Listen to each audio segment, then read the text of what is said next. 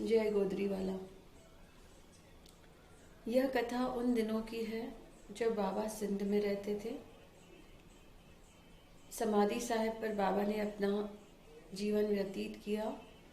पूरा दिन बाबा सेवा और सिमरन में बिताते थे।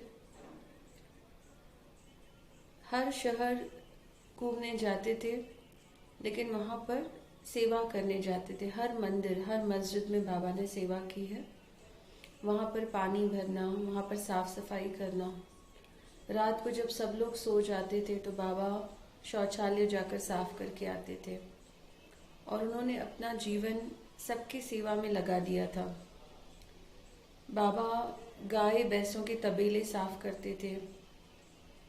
एक दिन उनके पाँव में कांटा चुभ गया था, तो अगले दिन से वो साफ सफाई के बाद खुद वहाँ पर लेट कर देखते थे।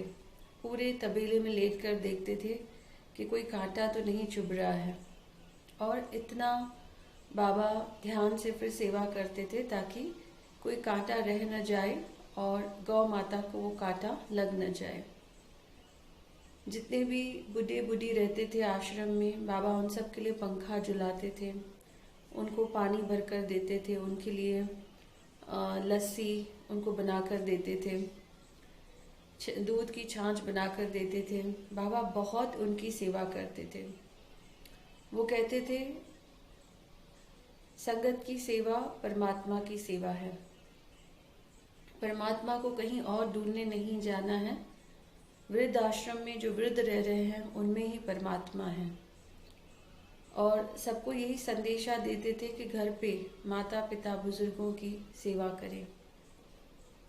कोई जाता था बाबा के पास कि बाबा हमारी पढ़ाई नहीं हो रही है, हम पास नहीं हो रहे हैं, तो बाबा कहते थे स्कूल जाते समय माता पिता के चरण छू कर जाइए, तो देखिए कैसे आप पास होते हो।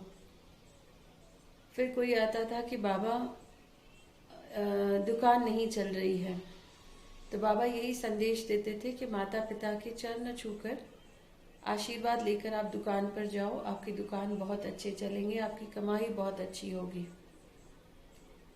और कमाई का कुछ हिस्सा 10% में भी आप गरीबों में ज़रूर बांटो। जो भी कमाई लोग करते हैं, बाबा बोलते थे ये काली कमाई है, क्योंकि कोई भी कमाई बिना झूठ बोले नहीं होती है। दुकान में बहुत से झूठ बोलने पड़ते हैं। कोई कॉस्ट पूछेगा तो दुकानदार एग्जैक्ट कॉस्ट नहीं बताता है। वो बार बार कहता है कि मैं सिर्फ इसमें थोड़े से रुपए कमा रहा हूँ। तो बाबा बोलते थे ये सारी कमाई जो है ये काली कमाई है। इसको जब आप दान पुण्य में थोड़ा सा लगा देते हो तो उसकी कलई हो जाती है, और हम जो है वो कलई करने वाले हैं। बाबा खुद को बोलते थे कलई करने वाले, कि हम कलई करके आपकी काली कमाई को सफ़ेद कमाई या अच्छी कमाई करते हैं। तो इस तरह बाबा के वचन रहते थे। बाबा के समाधि साहिब जहाँ पर बाबा रहते थे, गुरुओं की समाधि थी वहाँ पर, संत कंवरराम साहब की समाधि थी। बाबा वहाँ रहते थे और सामने एक बगीचा था, वहाँ पर फूल उगते थे। तो कभी कभी किसी प्रेमी को लेकर बाबा वहाँ पर फूल लेने जाते थे, और जो प्रेमी होता था बाबा के साथ कभी कभी वो वहाँ पर लेट जाता था। हरी ग्रास थी वहाँ पर लेट जाता था। हरी घास थी वहाँ पर लेट जाता था वो शिष्य। एक दिन ऐसे हुआ कि उसके कान में, शिष्य के कान में आकर बहुत दर्द पड़ा। वो गया डॉक्टर के पास, डॉक्टर ने चेक किया, डॉक्टर ने कहा आपके कान के अंदर कोई कीड़ा घुस गया है। उसे दवाइयाँ दी, उसे ड्रॉप्स दिए कान में डालने के लिए। उसने कई दिनों तक वो दवाइयाँ ली, उस शिष्य ने कान में ड्रॉप्स डाले, पर उसे आराम नहीं मिला।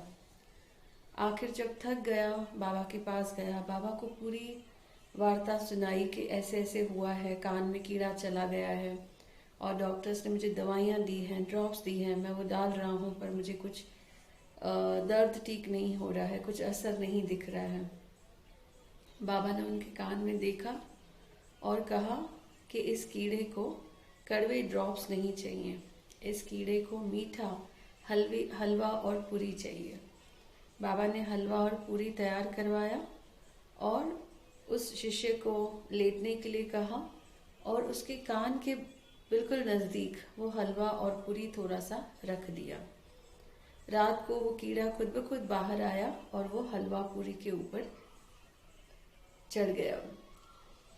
शिष्य का पूरा जो पेट का दर्द था, कान का दर्द था, वो पूरा चला गया और बाबा का शुक्राना मना रहा था, बाबा को शुक्र कह रहा था और बाबा को समझने की कोशिश कर रहा था कि बाबा ये कैसे आपने सोचा, डॉक्टर भी नहीं सोच पाए कि इस तरह से ये कीड़ा बाहर आ सकता है।